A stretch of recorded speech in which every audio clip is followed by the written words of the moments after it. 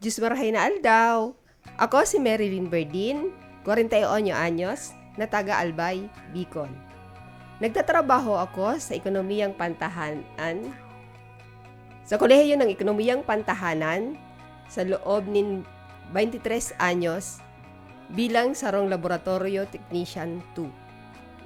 Saro sa nagpaugma sa kuya, digdi sa UP, iyo an makalaog naan sa kong agom bilang sarong permanenteng empleyado. Tahaloy na panahon, wara siya sa samo, yaon siya sa ibang bansa nagtatrabaho.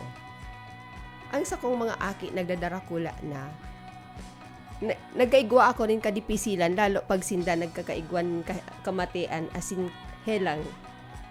Ngunya na yaon na siya digdi nagtatrabaho. Saro pa na nagpaugma sa kuya dahil nadagdagan ang puntos ko sa pabahay sa UP. Nagkaigwa na kami nin unit ng pabahay digdi sa laog kang UP na nagkaigwa kami nin oras para sa samong pamilya.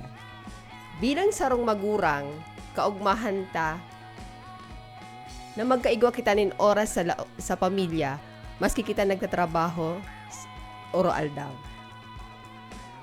Ngunyan po, yaon na kami digdi sa laog ng campus. Nakakaiba ko ang mga aki, maigwang oras para sa pagbanding kang sa mong mga pamilya. Mabalos po.